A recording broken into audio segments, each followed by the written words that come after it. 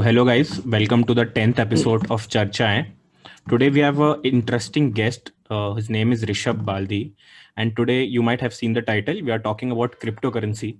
As this is in news, currently cryptocurrency is trading around $30,000, and we have been hearing the word cryptocurrency since a long time. But last year had been a great jump for them, though in last week it has come down by 20%, but the highest it peak was $40,000. So I have a friend, I'll call him a friend now because I am now hosting him, who has been investing in Bitcoin since 2017. I'll just give you a brief background about Rishabh. He's an IIM Ahmedabad graduate. Then he worked in a startup, and post that, for 2 years, he decided that he'll leave everything and just travel the world. So he's an avid traveler, and then he is a full-time Bitcoin trader and a crypto trader since 2017. So it's been like 3.5 years. So Rishabh, I'll start directly. So when was the first time did you hear about Bitcoin? Was it when you were traveling or exploring about the whole world? No, so after like I traveled for 2 years and then I was like, okay, now I need to find something to continue. Yeah. So I was looking at various things. I was looking to start a business. Like after travel, I was sure that I don't want to do a job. Okay. Like that was kind of in I won't I won't do a job Yeah. because that life did not appeal to me Yeah. as such. So and I didn't care about money as well that much. I didn't even understand. I was just spending whatever I had, and I was just traveling and like living my life. So after that, I found this Bitcoin in 2017. Like I was interacting with the like a guy who sells sandwich. So Okay. he told me that there is something called OneCoin, Okay. and you should invest in OneCoin, and it's like only $5 now. And he told me that Bitcoin was like $250, and it's all like $1, and it's already $1,000 Yeah. right now. Like that time, the price of Bitcoin was $1,000. So Okay. he's like, you should invest in OneCoin. It will also go to $1,000. So then I was like, I had very vaguely, I think I just remembered, like I had heard about Bitcoin like 2 years ago, or like, and I remember the price being around $250 or something. Okay. So like in 2 years, it was like from 250 to 1,000. So I was like, so I just then It I was a started cheat. researching.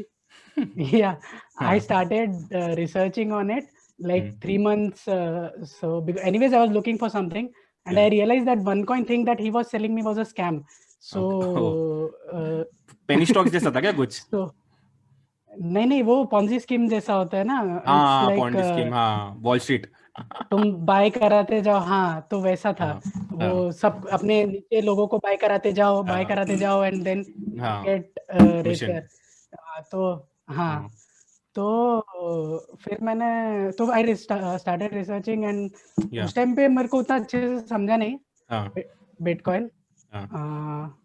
लेकिन I was just read. I like 3 days. I was researching a lot, and a lot of like investors in Skype and all were invested in Bitcoin, and they were like it will go to $100,000, $1,000,000 and all that.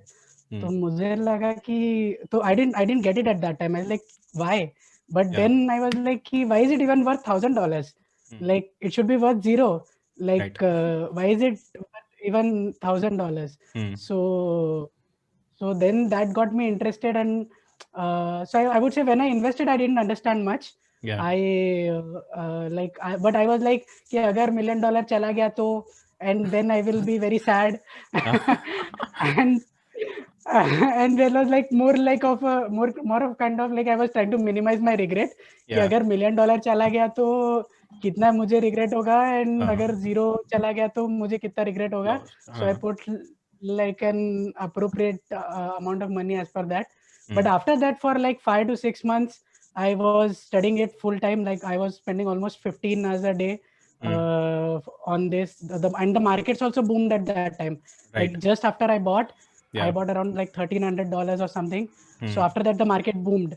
And I started to research more and more. And like it took me about 6 months to really understand like why people say it could go to like 100,000 and $1 million, and then since then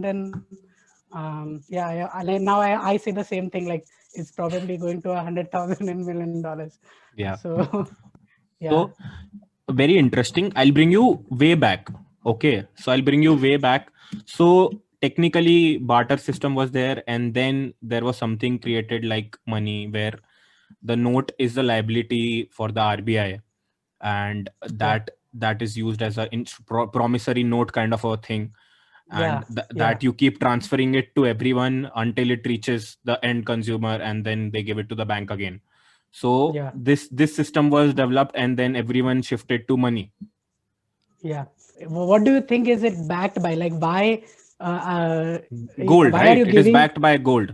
So that is not. No, that is not then, true. Like, it is not backed by anything. It's just a promise of the government. So the money that you have, it was backed by gold since 1971. US moved off the gold standard, and since then it is not backed by anything. But so we say that it's just forex, there is forex, the forex amount, like there might be appropriate amount of dollars, or there might be appropriate amount of other currencies that are kept before issuing that note, right? Yeah, Indian but no. So basically, let's go a little back. Like after barter, we use seashells as money, agri beads as money. So why didn't they work as money for long term? So because firstly they were not scarce. So what happened was, like, there is an interesting story in I think in Africa, agri beads was used as money. And what happened was, it was working fine for them because it was scarce in Africa. But Europeans came to Africa, and they found that they are using agri beads as money, which they could produce industrially. So they produced it industrially, and they flooded the market with agri beads, and they bought everything. They basically, it's like counterfeiting, right? Exactly. So that is a problem with money when it is not scarce. So basically that is why you invest in gold, right? Because gold is somewhat scarce. Let's get to this thing. Why do you invest your money? Like, why are you investing the INR that you get right now, like whatever salary you get into your bank account? Why do you invest? Like, what is your purpose of investing? So that I get good returns. No, but what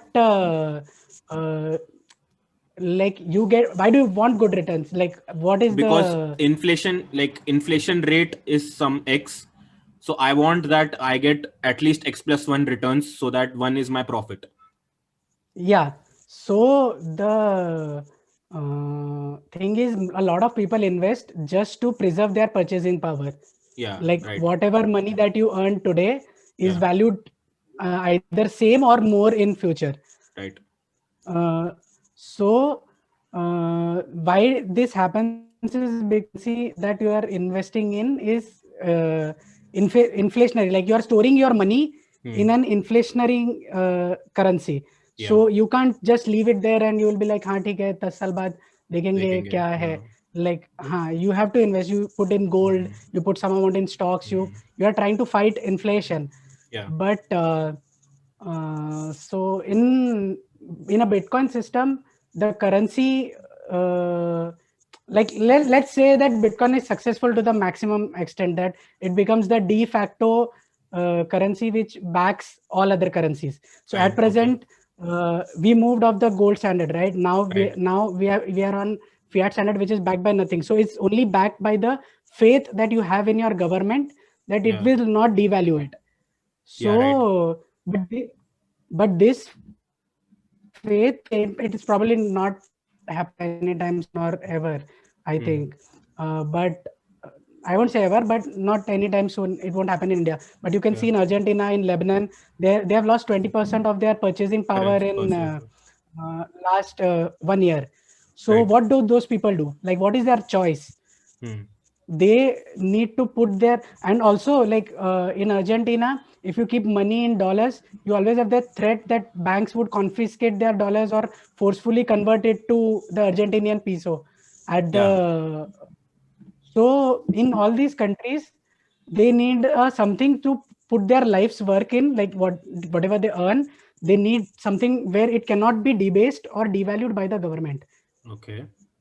So basically in Bitcoin, because the supply is fixed, when you store your wealth in Bitcoin, it cannot be debased by government or any government action or any like anything. Basically, Any regulation, any regulatory body. Yeah. So in those countries, it is so like for us it is an investment because we live in a stable country and we don't have these issues at large. But in those countries, like in Lebanon, the banks converted, I think, forcefully converted their dollars into Lebanese currency at a very low rate very recently. So what all the rich people started doing is they started buying paintings, they started buying watches. Watches. So what they are trying to do is they are trying to preserve their wealth. So like if Bitcoin is a store of value, like where your money cannot be debased by any government action, like a savings account where your money cannot be debased by any human intervention. Okay. So you are for the point that Bitcoin can be used as money. So do you think Bitcoin can be used as money? So money has two functions, right? Like money should, first and foremost, it should store value. And the second is medium of exchange. Right. I think that the store of value function is more important because like if so Indians have been using gold as a store of value for a long time. So they just pass it on to the next generations. We even use real estate as store of value. Real estate, like we buy extra houses just so that because it only goes up in the long term, right? That is logic. So Bitcoin is like the most pristine store of value that ever created. We did not have anything like this before. It is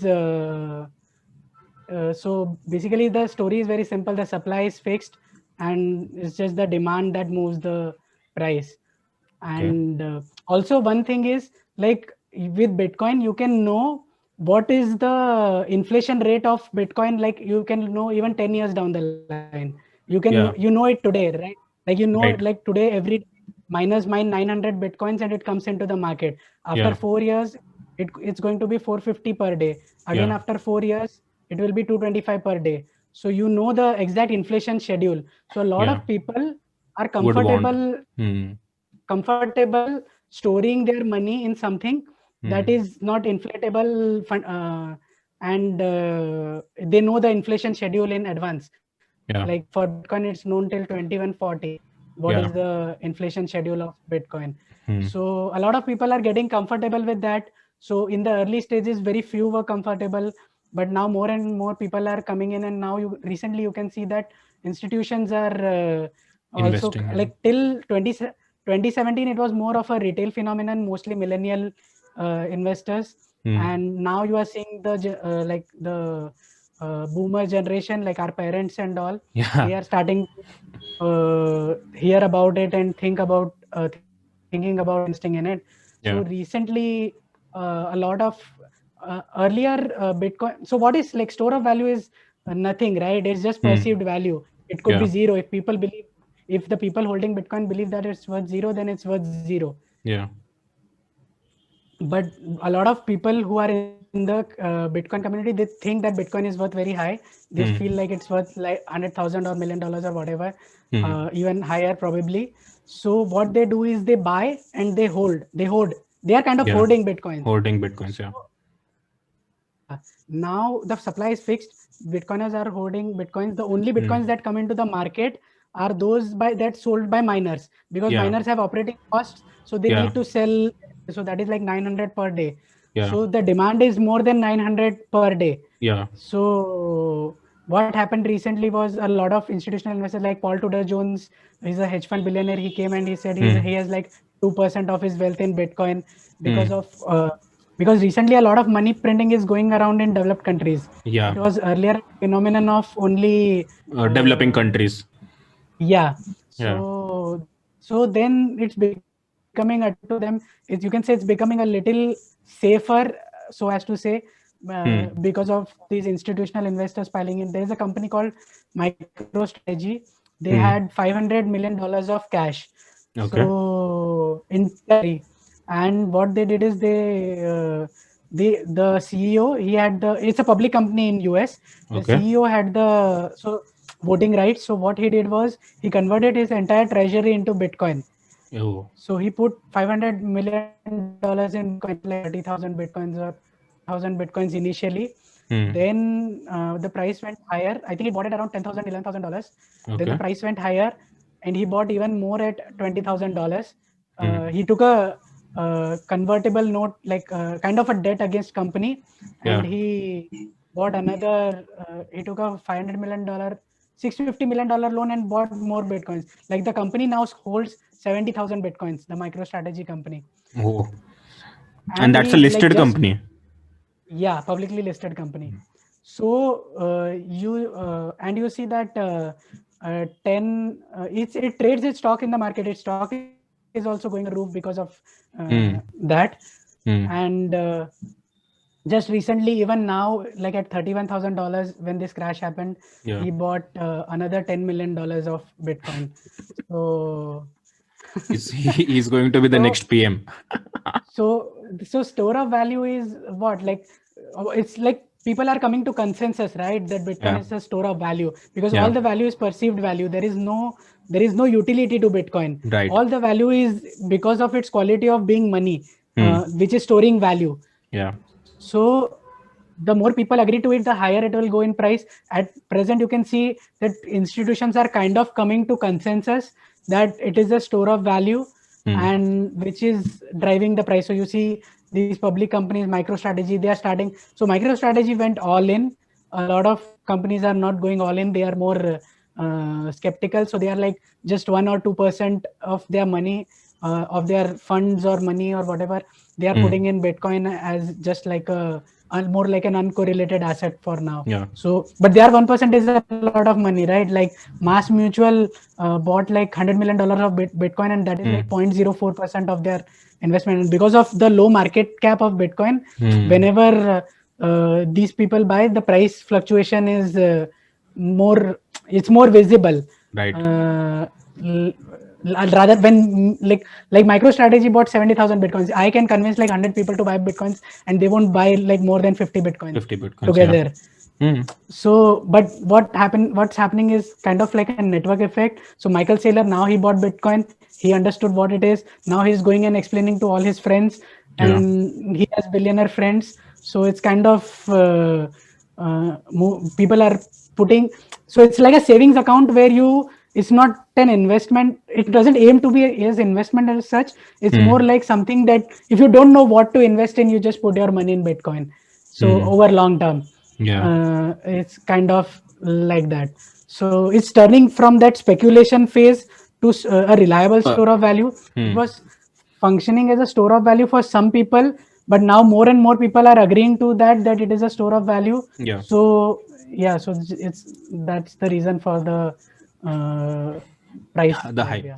So just to counter your point, so how much I have read, how much I have researched. So there are mega computers that they are making to mine the Bitcoins, right? So now the supply of these mega computer is quite less in the market.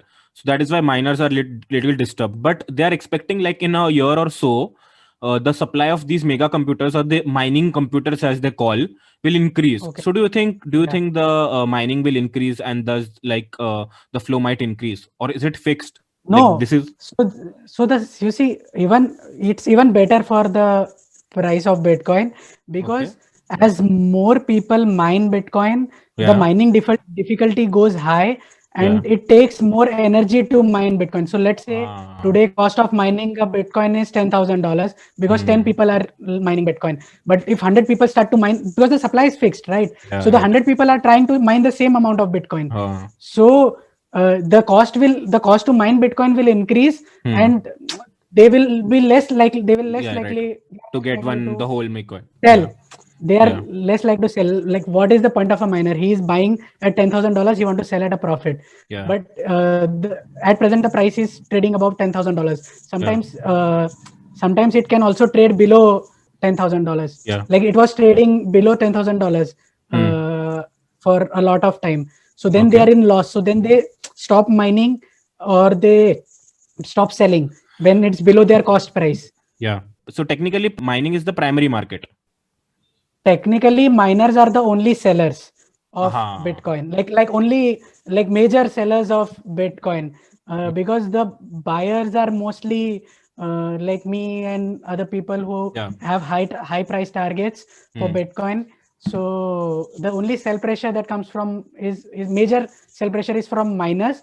Other thing is that other thing is why, like, a lot of people say like Bitcoin crashed $20,000 to $3,000. How can it be a store of value if it's crashing 85% in value? 1 year. So yeah. So the thing is that what happens is, like, but before that, it crashed to $3,000. It went from $200 to $20,000. Yeah. So what happened was, like, people were buying at $200, $500, $1,000. These are mostly like long-term believers who understand the potential of Bitcoin, and so they start buying at maybe 1,000, 2,000. Then a lot of people start coming in because the price is going up. Yeah. So then that you have that speculative mania phase, which is why most people call it a bubble, right? Because whenever that is because of that speculative mania phase. But what you don't see is that people bought it from $200 to $1,000. They weren't the one who were buying it as speculation. They were buying it for long term store of wealth.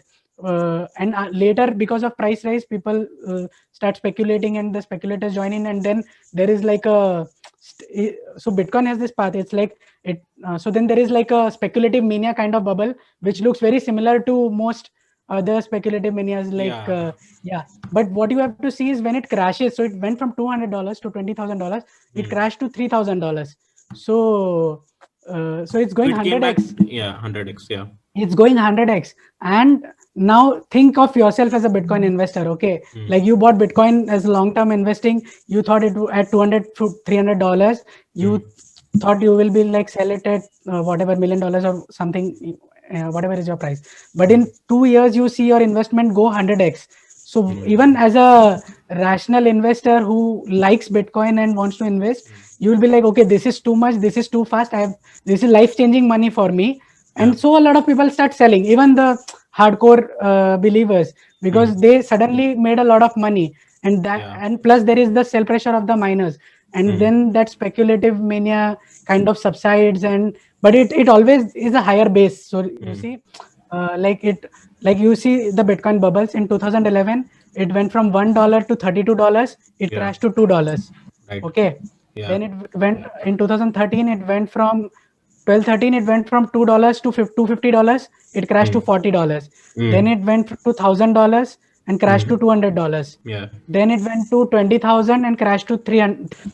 So 3,000. So 3,000 is higher than the previous high. So even the person who bought 20,000 at $20,000 in 2017, if he held through that, he is profitable today. Right So now. basically, it doesn't matter what the price is. So a lot of people do is they use dollar cost averaging. They just buy Bitcoin every week or every month, or like savings MF. account.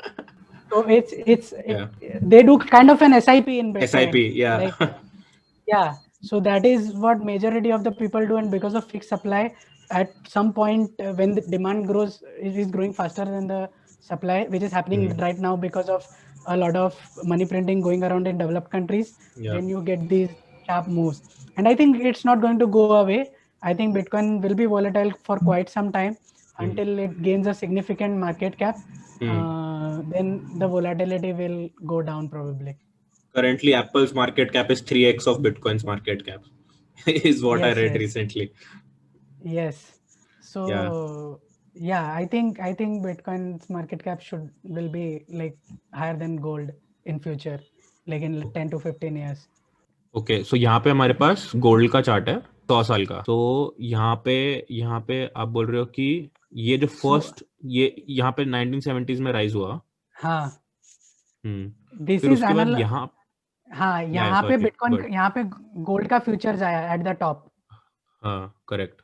So which is like just like an analogous to Bitcoin का futures आया 20,000 पे जब हाँ हाँ ये आया, and then it हाँ fell down and Bitcoin also fell down, and हाँ then this is like the current rally which is I think which is going हाँ on kind of, हाँ and it will again crash, but the next time it crashes वो जो लो दिख रहा है ना, जैसे even at the worst case scenario bottom पे gold did not come below 20,000 below, sorry, वो गोल्ड का टॉप जो इधर 150, था, नहीं हाँ इधर 74 में जा, हाँ हाँ, ये 140, 180 था ना, हाँ तो इट 180 था नेवर, 180। हाँ तो वो टॉप के हाँ इधर कभी नहीं आया, कभी नहीं आया। हाँ एंड अच्छा। Even and then you see the next bubble gold का हाँ क्रैश हुआ, ये बबल का टॉप देख, नेक्स्ट बबल का टॉप व्हाट इज इट, $600, 419। नहीं अच्छा ये उसके वाले, ऊपर द हाँ मेजर हाँ, बबल, सिक्स या 650। 670, हाँ फिर देन यू हाँ can count the rest of that as the bear market जब तक वो ऑल टाइम हाई क्रॉस नहीं हाँ करता है। तो हाँ। Versus USD gold was in a bear market for 20 years.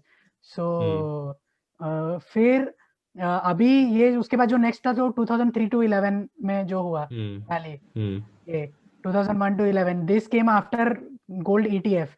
अब उसके बाद जब हम्म। क्रैश हुआ तो दैट बॉटम हाँ is higher than that previous top of $600। हाँ अच्छा। सो ये तो 20 दिस इज, साल 20 साल ये उसमें था, बेयर मार्केट में था गोल्ड। हाँ सो आप अभी ये बोल रहे हो कि जिसने बबल 20 साल जो बबल था, ये आप बोल रहे हो।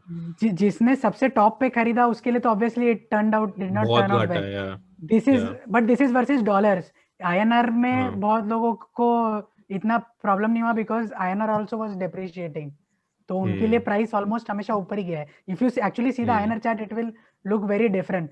सो hmm there are only two charts in history which I have seen which follow this pattern where the bottom of the next bubble is higher than the top of the previous bubble, and that is hmm gold and Bitcoin. Even hmm not none of the altcoins, none of the other cryptos, nothing has been able to replicate this kind of chart hmm over a long period. तो अभी ये gold में ठीक है, ये तो हम अभी देख रहे हैं ना, उसके पहले हाँ का, इसके पहले इतना छोटा था। दिस इज लाइक 1950s के पहले इट वाज, मतलब उसके पहले इतना स्मॉल था कि यू कांट हाँ even see the bubbles there, मतलब वो बबल तुमको हाँ, दिख भी नहीं रहे ये चार्ट पे। But it hmm was not a straight line, it's not like वो तभी हाँ ये था। और उसके पहले जाएगा, बेसिकली गोल्ड तो बहुत पुराना है, 1000 of years से है हिस्ट्री में, हाँ मतलब ये तो हाँ सिर्फ 100 ईयर का चार्ट है। तो we are hmm seeing bitcoin's monetisation from point zero. It's like hmm gold जब फर्स्ट टाइम आया होगा, फर्स्ट टाइम हम्म फर्स्ट बंदे ने जब गोल्ड देखा होगा और उसको हम्म ये चीज समझ में आई, कैसे समझ में आई कि इट इज स्कैर्स, उसको थोड़ी समझा होगा कि गोल्ड इज गुड मनी, मैं गोल्ड में पैसा हम्म डाल दूं। फर्स्ट टाइम हम्म जब बंदे को किसी को ने डिस्कवर किया होगा gold. So hmm this is that is analogous to, तो उस टाइम पे क्या हुआ होगा, सपोज कर किसी ने देखा, किसी को गोल्ड मिला, 1 किलो गोल्ड मिला, कुछ तो शाइनी सा दिख रहा है, एंड देन हाँ what would you have, what उसने क्या किया होगा, उसने बोला होगा भाई ये 10 किलो गोल्ड के जगह मुझे एक बार्टर सिस्टम चल रहा है सपोज कर, दे तो दे उसने बोला हाँ मेरे को एक गाय दे दे या एक हम्म। ये दे दे। अब उसने 10 किलो गोल्ड दिया, उसको नहीं पता कि वो 10 kilo gold is valuable value because क्या है? It's the first time that he has seen it. This is analogous to the person buying Bitcoin with 10,000 pizzas with 10,000 Bitcoin. In hmm 2010, a person paid like 10,000 Bitcoins for 2 pizzas. Like हम्म तभी 10,000 Bitcoins उस साल में, people did not understand it that it is cash, that it is valuable. So that gold भी एकदम, तो वो history हमारे पास है नहीं कि जब gold एकदम first time किसी ने discover किया होगा। Before, हाँ like we just assume that gold has been a part of civilization, but somebody would have discovered it first, right? Like एकदम पहले, right that which is not documented in history. तो उसने फिर हम्म किसी को दिया होगा, एंड मेरे को पास कोई बंदा लेके आया 10 किलो गोल्ड लेके, बोला एक गाय दे दो, मुझे लगेगा कि हाँ यार ये गोल्ड तो यूजलेस ही लग रहा है, बट कुछ तो शाइनी सा लग रहा है, ठीक ठाक सा दिख रहा है, हम्म तो मैं इसको दे देता लेके, हूँ मेरे पास बहुत सारी गाय पड़ी है, आई एम रिच पर्सन, तो मेरे पास बहुत सारी हम्म गाय पड़ी है, 100 गाय बढ़ी है तो चल एक गाय देके रख लेता हूँ, तो I use it is like a collectible. So bitcoin starting में लोगों ने एज कलेक्टिबल यूज किया. कलेक्टिबल क्यों किया? क्योंकि जब बिटकॉइन आया था तब तक, अब आज मैं तेरे को एक इमेज भेजता हूँ तो वो कॉपी करके 100 लोगों को भेज सकता है वो इमेज, राइट? बट मैं तेरे को एक बिटकॉइन भेजता हूँ तो वो कॉपी करके 100 लोगों को नहीं भेज सकता. तो bitcoin solve that problem of double spend. Like on internet digitally you can create many images, but तो बिटकॉइन वो तो बहुत लोगों ने उसको एज अ नर्ड्स एंड ये लोग ने उसको एज अ कलेक्टिबल की तरह रखा कि it's something interesting which I will have and can not be replicated on internet. So it's you started as collectible. जैसे गोल्ड का हुआ होगा तभी जब किसी ने गाय लेके लिया होगा, चलो लेके देखते हैं. फिर बाद में उसने सोचा होगा कि फिर वो it would have been a very slow process with gold, like क्योंकि इंटरनेट नहीं था, इतना कनेक्टिविटी नहीं था. बिटकॉइन में you are seeing this in real time, like it's happening very fast and 10 years is also very short time. हाँ, across the globe. ये तो अभी फिर वो गोल्ड आया, फिर मैंने देखा है बहुत टाइम से गोल्ड बढ़ा है, शायद मैंने कुछ किया भी नहीं, मैंने गोल्ड ऐसे ही रखा. मेरा बच्चा हुआ होगा उस टाइम पे and then he would be like ये गोल्ड इतना टाइम से ऐसे पड़ा, इसका कुछ तो करते हैं. तो उसने किसी को बुला के ज्वेलरी बनवाया होगा उसे, ये कुछ तो करके ऑर्नामेंट, एंड देन वो ज्वेलरी अट्रैक्टिव दिखता होगा तो लोगों ने तो पैसे बोला कि पैसे दे दूंगा मैं इसके लिए. हाँ, तो फिर उसके लिए लोग गोल्ड ढूंढने लगे होंगे, मतलब बट वो ज्वेलरी के लिए माइन करने लगे होंगे. हाँ, ढूंढ के कि ज्वेलरी के लिए बिकता है, ये बिकता है, and then they would have realised it's scarce and then it would have been monetised. It would have been a slow process over hundreds of years, even thousands of years, I don't know. So that same thing is happening with Bitcoin. You are just seeing it in real time. So it's you are seeing birthing of a store of value. You have never seen that in history. Nobody has seen that in history. Matlab कि it's in process. It's not there yet, but it's in process. So you are seeing that process, and that process is monetizing. Bitcoin is monetizing itself through those bubbles, like those hype cycles जो 2011 में हुआ. 2011 में it was mostly nerds and सब लोग ये थे, mostly geeks और nerds थे in 2011 bubble. In 2013 bubble you had VCs, venture capitalists, and all those people started coming into it. In 2017 you had hedge funds and a lot of hedge funds, and they all started coming in. Now in 2021 you have these institutional investors who are trying to pile in, and I think the next step will be the governments who are going to buy. I think common, this is the first time in history that retail could invest in something before the institutions. But otherwise most of such investments are not available for normal public, like so it's kind of fair in that sense कि कोई भी ले सकता था Bitcoin at any point in time, or even before the institutional investors came in, who are just starting to come into it right now. So it was more fair than, like Facebook में अगर तुझे एकदम early stages में invest करना है तो you couldn't have done it, like before it came, before IPO आने के पहले, like before जब VCs वगैरह invest करते हैं, but Bitcoin में anybody could have done that. कर सकता था. So in that sense it was very open. So I think it's just हाँ, तो ये अभी जो वेव है ये institutional investors, and I think next wave will be the governments, and it's like वो भी ऐसे ही होगा. अभी जैसे एक institutional investor ने बोला ना, एक मतलब 5-6 ने बोला कि हाँ ये लग रहा है ये लेते हैं, store of value है, तो then सब institutional investors buy it. So it's like that fast price rise because now they are coming to institutions are coming to consensus that it is a store of value. Governments के साथ भी वही होगा. You need one government to buy it, like anybody, like some small country, they will buy it. So it's like you don't want to be the first, but you don't want to be the last. Yeah. So you are seeing waves of, और retail adoption तो हो ही रहा है इसमें बीच में उसमें. तो हाँ, that was kind of the comparison with gold. Fascinating. Why are we only talking about Bitcoin and not other cryptos? Why? So do you think other cryptos also have the same growth pattern or same potential? Okay.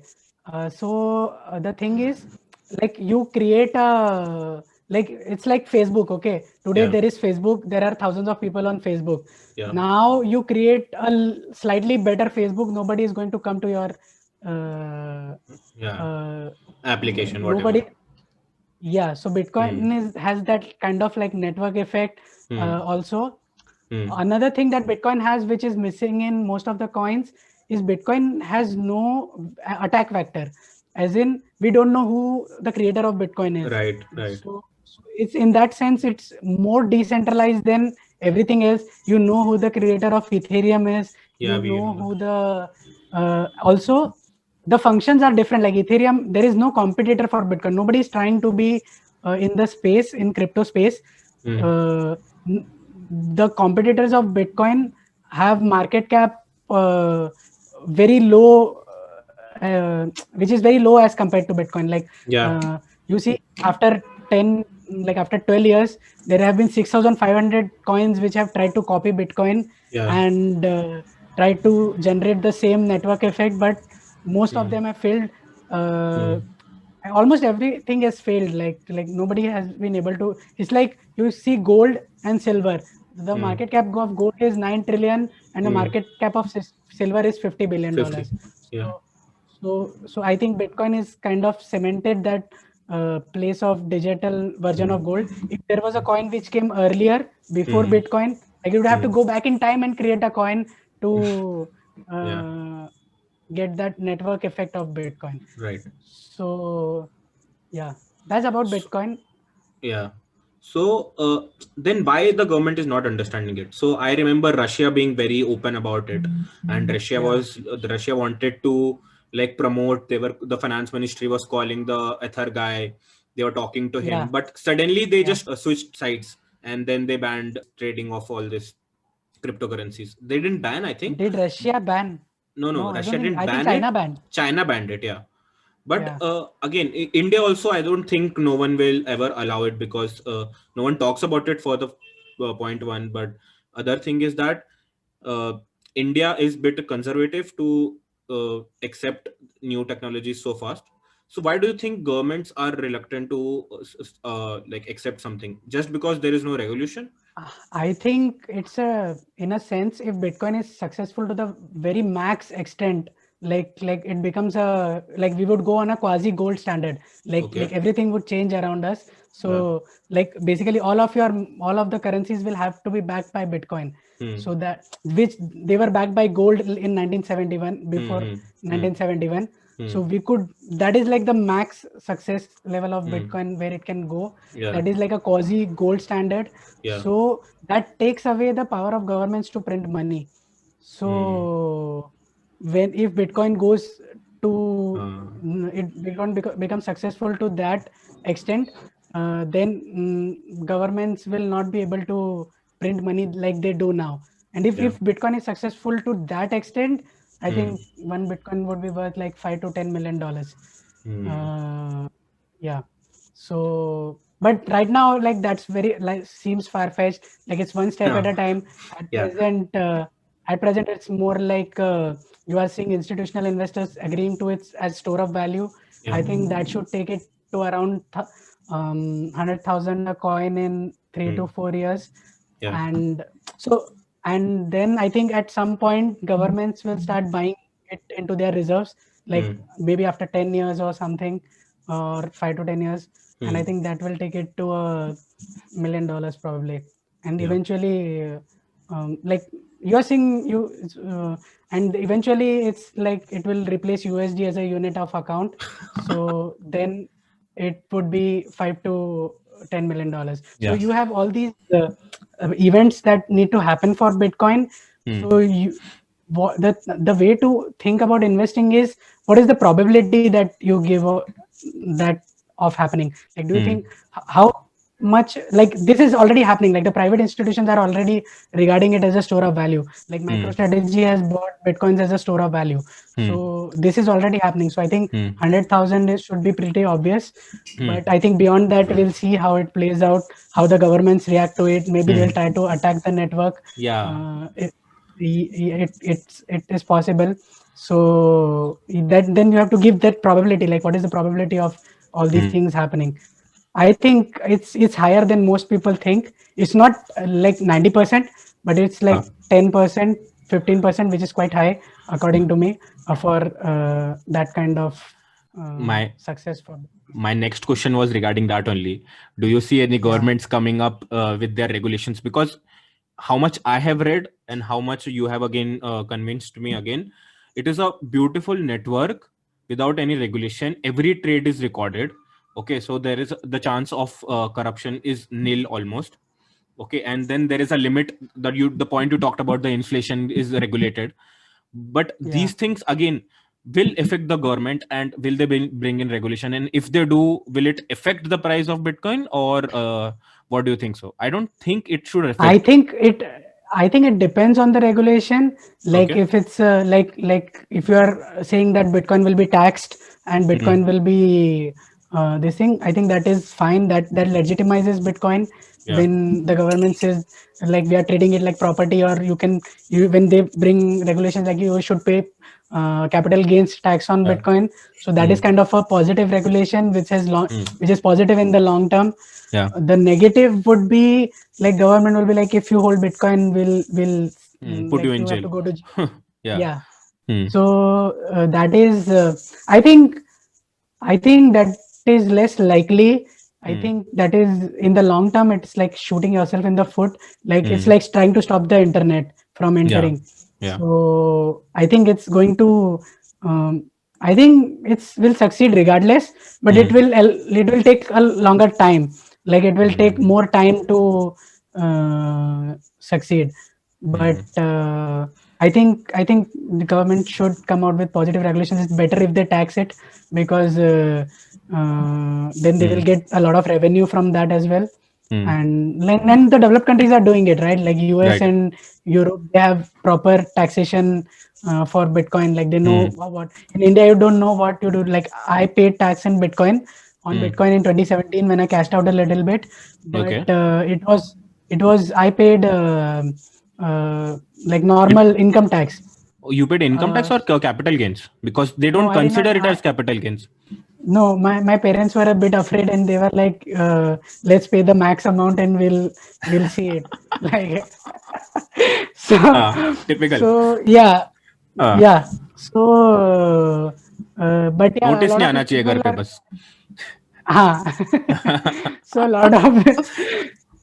So a lot of people are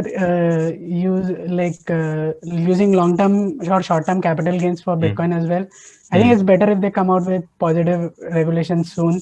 Yeah. It's better for India as well. That Yeah. I think, because I don't think it can be stopped. It can be delayed. The adoption of Bitcoin can only be delayed because it's there is demand, right? There is demand Yeah. from every person on planet Yeah. that who needs a money which cannot be debased. So like in Argentina, if the government tells you not to save in Bitcoin, you will still save in Bitcoin because because that money is deflating, right? When it comes to your wealth getting deteriorated, people are not going to listen to anybody. So it's not happened in India. It's likely not happen, but uh, but in other countries it's happening. So the adoption is going to grow, I think, because like 56 hyperinflations have happened in last 100 years. Yeah. So every 2 years there is some person in some country who lost his life savings just because he stored in the wrong vessel. So whenever that happens, that person is start going to is going to Traditional start ways. and look will try to look into what he did wrong, and Yeah. will I think that is eventually he'll eventually come to Bitcoin. So since crypto is traded 24/7 all over the world, so do you Yeah. think in future this will impact the patterns and traditional means of analyzing the markets and charts? Because No, technically, yeah, I yeah, think good. technically it's the same. Okay. Like people use the same methods for Bitcoin that they used for stock market. Okay. Just that you need to get used to the market a little bit, because the fluctuations are not like 5% or Basic. something like that in like stock 20% is market. very normal. Yes. 20% One day is very yesterday, normal. 20%. Yeah, 20%. So basically, you see a lot of Bitcoiners are holding Bitcoin. Okay, like people have 80,000 Bitcoins and all. Like those who bought at $1 and all, $1 or they were mining from the computers. So like suddenly they see the price is $40,000 and they are like, okay, let me sell 2,000 Bitcoins, and they will just go and market sell it, and the price will crash 20%. So that volatility concerns a lot of people. But I think if you should see Bitcoin every year instead of every minute, you know. So as an investors from past 3 years, would you want to give any advice? And do you think it is still the right time? Still, I should put all my savings in Bitcoins. Also, one point I wanted to bring in. So I was working with Faye D'Souza in Mirror Now. Uh, in 2017, and she asked me as a randomly that, do you want something to discuss about on national TV debate, as it's Friday? I told, let's discuss Bitcoin. And so she told, yeah, I also want to read about it. And we called a panel, and we were the first news channel on TV to discuss about Bitcoins. And that time it was around 1 lakh in India. Okay, and I had invested a very small amount that time in Bitcoin.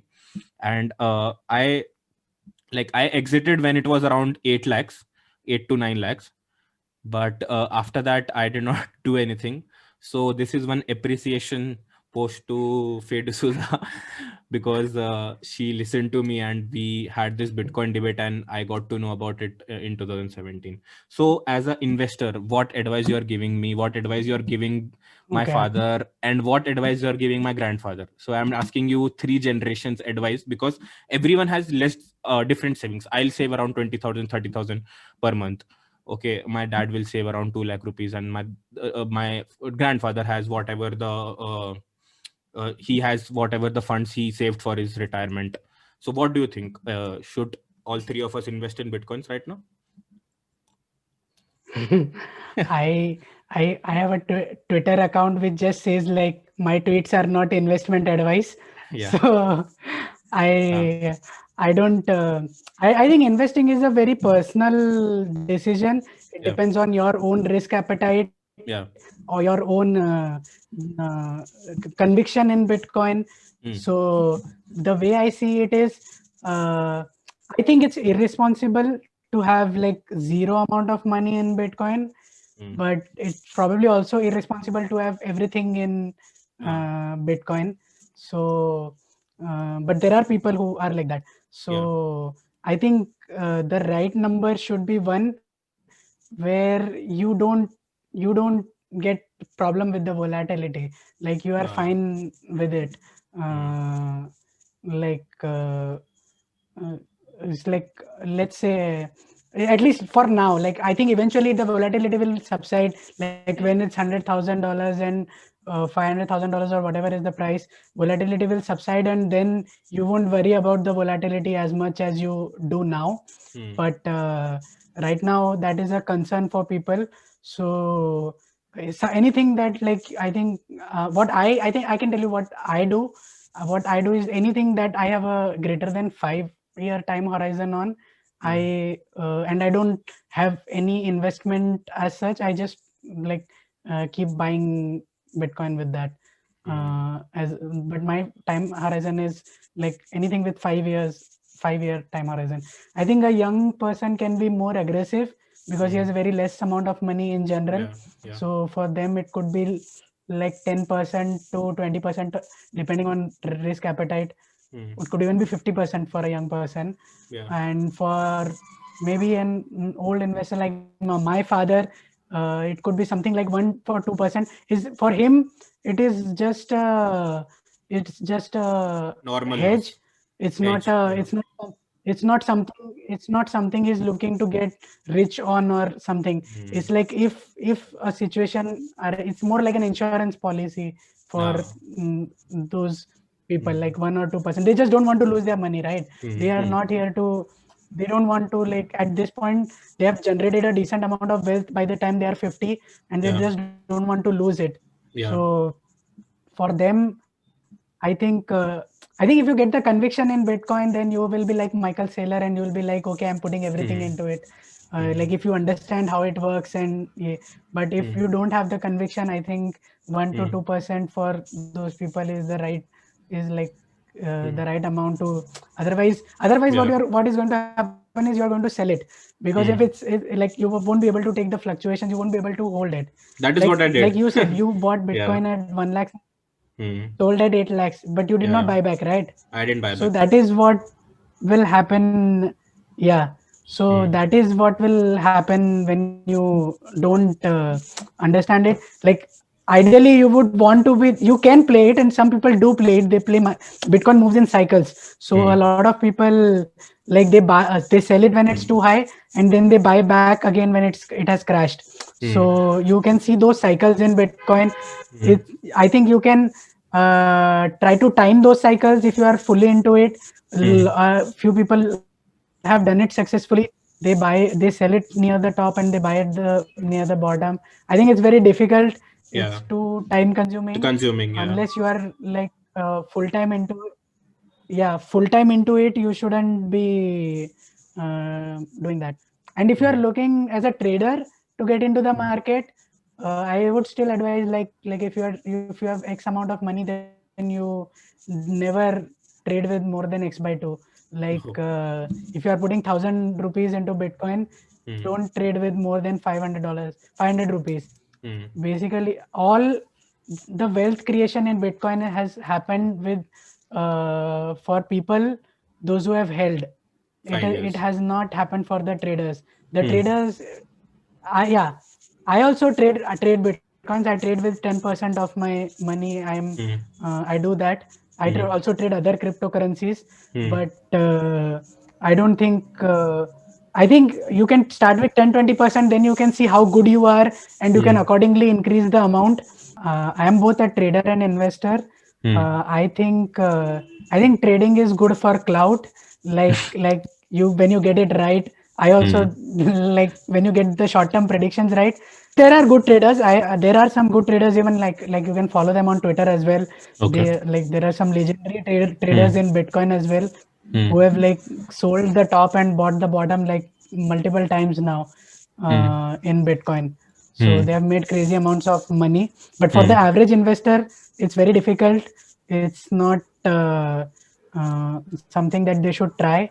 I think they should just buy a little amount and forget about it. But for like somebody who really wants to get into it, then you can look into this trading into altcoins and everything else as well. So do you think trading more traders coming up in Bitcoins, like how people are becoming more confident about it? Do you think it can be a career? I Because I have seen courses that are being taught in cryptocurrencies, because I'm now applying for courses. So that time I saw that there are many courses, like especially in European countries, that they are providing for cryptocurrency, for studying cryptocurrency. And I think Norway is one country where you yeah can, like, I everything you can do it by cryptocurrency. Like you can pay for everything in bitcoins. I think I don't know. It's like sometimes it's something difficult to predict the future on, but Yeah. sometimes I feel like the next generation is going to be of traders and investors. Yeah. It's like they are not going to work like either that, or they will hire Coder. investors or traders who will do the job for, yeah. So like I have been doing it full time as a career. I don't think it's easy. I think it's very difficult. There are times when you lose a lot of money, and then it becomes very psychological. Like uh, I think the most important thing about trading is managing risk Yeah. and your position size, in especially in cryptos, rather than the technical analysis. Like obviously people do technical analysis that gives you a higher uh, positive expected value kind of trades. So I don't do it. I have successful. I've just watched the Bitcoin chart for like 3 years. So like I just whenever there is a 25% drop, I just long it and and just sell the bounce. Like I don't do charts. but I manage I manage it via position size and this thing. And I think if you are selling your bitcoins, just ensure that you buy it when it is when it crashes again. Like you can time those, like you can try to sell 50% if it goes too high too fast, but don't try to like just stay in the game, like as such, as what I think. Another thing that I think, if you like study Bitcoin's history and gold's history, like whenever Bitcoin goes, like next time when Bitcoin crashes, I don't think it will go below $20,000. Yeah. Like you, because it's creating a higher base. So so basically, like when it went to 20,000 and it crashed to 3,000, but in 2013 the bubble top was $1,000. It creates a base above that, and that is where you can see the adoption, like beyond the speculative mania. So yeah. So the reason I exited was that I don't know when it will fall. I don't know who the bull or the bear is in the Bitcoin market. Okay, I know I can get to know it, but by reading. Okay, but like let's say for a stock of, let's say, Tata Motors. Today I know Tata Motor is talking with Tesla to come to India, and that is why the Tata Motors stock is rising. Okay, but this I don't know about bitcoins. The point you talked about inflation, I understand that it will grow at a steady inflation. So technically you are saying that I have to see Bitcoin as a FD and not as a stock. Yes. Okay. So that makes it a lot clear, and I think that is the point I should end this conversation at. So Bitcoin is a FD and not a stock, and there is no speculation.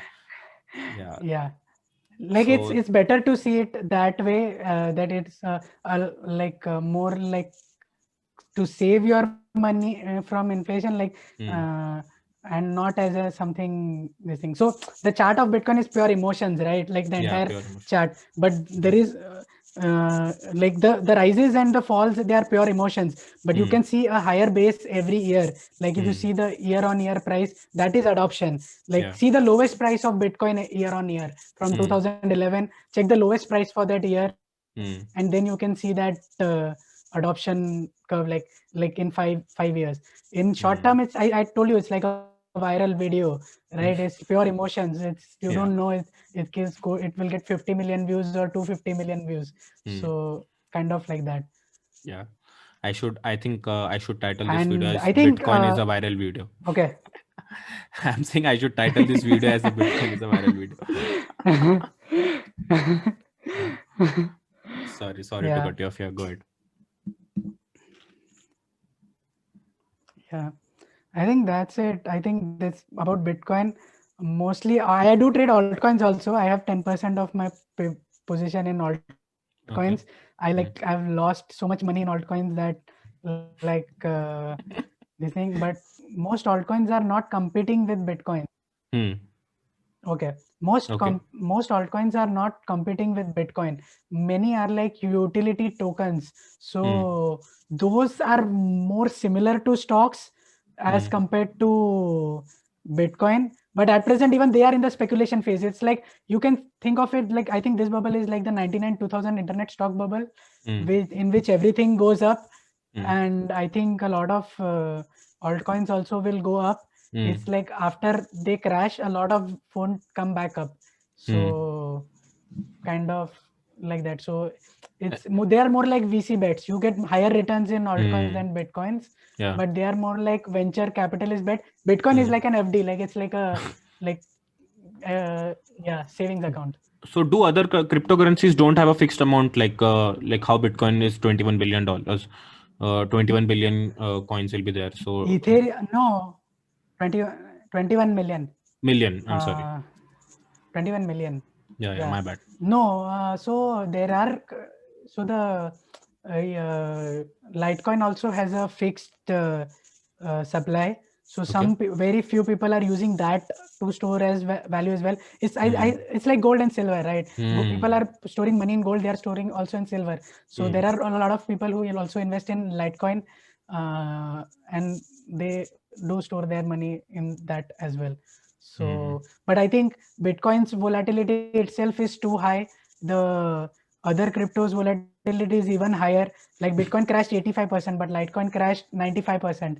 So so I think it's if you see after 5 years, it's very highly likely that the value will be higher. If like even if you bought $20,000, you will have more money than you have. It's like the cash component. We are building an alternate financial system, and Bitcoin is the cash like a cash component of that financial system. So it's like a savings account. There are other stuff. There is a lot of other innovation happening. The recent one is DeFi, which is booming. Like one of the coins, I think YFI, it went from like 700 rupees to 30,000 in 3 lakh rupees in 2 months. Okay. No, sorry, 700 rupees to 30 lakh rupees in 2 months. Okay, and that is also a crypto. Yes. Okay. So that is basically now what is happening is till now, like Bitcoin, now people are coming and you are getting these like you can loan your Bitcoin, you can get interest on your Bitcoin. So all these services are coming up, and they are coming up in a decentralized manner. Like they are regulated by algorithms and bots, and you I think you are not relying on central third party even to give you interest. Yeah. Like you keep money in bank, the bank is giving you interest, right? Yeah. In that in DeFi, the bot it's like the algorithm is figuring out where it's getting the good interest rates, and it's difficult to explain. I think you should use one of these things and to make it understand. But I think it's pretty cool. I think it's going to. I think the entire finance is going to change in next 10 to 15 years, and crypto is going to be at the center of it. Bitcoin is the complete product. It's a sure shot bet almost within the space. Rest of them have more risk attached to them, and they obviously have even higher returns than Bitcoin. So yeah. So maybe next year again. Like I'll tell you one. Yeah. What? I'm saying next year again we'll have a chat when the Bitcoin will be at $80,000. Yeah. And then we'll be more sure. I don't know. I don't know what the. I think it's fun to speculate on price. I do think it could be $80,000 by the end of next year. I think it's fun to speculate on price, but I obviously I do it, but I do it with only 10% of my money. Like 80% of it is 90% of it is like a savings account. I save in Bitcoin. Yeah. Yeah. Interesting. Yeah, you were talking about DeFi. Sorry. Okay. Yeah, DeFi is really complicated, and like I think even I am trying to understand it like as of now. But I will give you an example what you can do. You know there are stable coins, right? Right. Yeah. Stable coins like USDT, USDC. Yeah. So if you keep that stable coin on Binance will give you a 6% interest. You can do that. Okay. On that stable coin. But imagine that there is no Binance. It's like a decentralized Binance, and still you are getting the interest. Okay. How? How is the question? So see, I don't claim to be an expert on this. Even I am trying to understand it. It's growing. This space is growing so fast. So even I am trying to figure my head around it. Like there is one decentralized. So now when you trade on Binance, you know Binance, right? So no, I don't know Binance. It is an exchange. Okay. It's an exchange rate. Zeppe. Let's say Zeppe. You know Zeppe, Okay, right? Zeppe I know. Yeah, Zeppe I know. Now, when you buy on Zeppe, you are Hmm. keeping your coins on Zeppe, right? Yeah. So you don't have your coins in your control. Like if Zeppe Right. goes down tomorrow, your coins are gone. Right. Okay. So there are these and Zeppe can go down because of XYZ reasons, like government regulations and whatever. Like government can shut down Zeppe and say you can't do this here. So and then mostly they'll give you back the money if that happens. But there is a decentralized exchange. Like the recent one to make news was Uniswap. What you can do is you keep your coins in your private wallet, you buy it on Uniswap, which is a decentralized exchange, and you get the coins back in your wallet. So even if Uniswap is a decentralized exchange which cannot go down because it's not controlled by a central authority, and you get the coins in your wallet, which means you are the owner of the coins, like not the exchange, like not Zeppe is not holding your coins. So it's a pretty cool concept. I think you should check it out. I think this is I think it's pretty revolutionary as well. If you use it, you will realize it's very powerful. These were all ideas in 2017 that we will decentralize everything, decentralized exchange, decentralize the internet, decentralize Google, because all these decentralized Amazon, decentralized Uber, decentralize everything which is centrally controlled, because they are taking a lot of commission, like they are getting a lot of money uh, uh, out of that. So when you decentralize it, you you distribute the power and the monetary effect to the users than to the some central authority. Yeah. So these were all just ideas in 2017. I think they were too ahead of the time then, but slowly we are starting to see them come into play. Like Twitter banned uh, Donald Trump for XYZ reasons, but that is enormous amount of power for them to have, considering that it's a free speech platform. Right. So you are seeing these decentralized social media also come up. Like I use Mastodon. I've recently joined it. A lot of Bitcoin community has migrated to Mastodon. So I think it's going to be a movement where like a lot of things are going to be decentralized. The only thing is like how slow or how fast it will be. That is the debate here. So there is a decentralized Twitter also. I know about it, but I don't know the name because I had used it once. There is Mastodon. I use it. Okay, it's It's kind Mastodon of it's only. weird to use. It's And difficult to use. how much There I are have heard there, is the right wing followers, right wing minded people are on Mastodon, and the left wing are on Twitter, because this is what I have heard, because they will talk about things like killing all the black people and throwing them away. Not to go into politics. no. So I don't think myself of as like either right wing, left wing. I'm more like I go towards centrist. Like I don't think extremes reality resides on extremes. So I'm more in the center. But I do believe that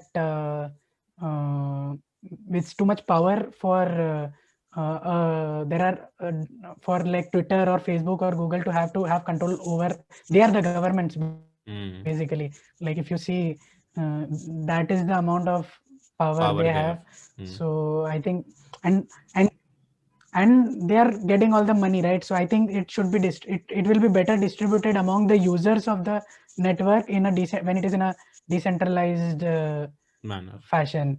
The power and the money that is made. So a lot of innovation is going on. But Bitcoin is like the complete product. Bitcoin doesn't need to scale. Bitcoin doesn't need to do anything from here to be a store of value. It's a complete product. So in that sense, but the rest of others, Ethereum could be very successful as well, but they are not complete products yet. They need to scale. They have scaling issues, so they need to overcome that, and probably they will also have a good market going into future. Yeah. So, yeah. let's That's it. end on that note. It was great talking to you, and hopefully I'll have you soon again on the podcast. Yeah. Yeah, thank you, Rishabh.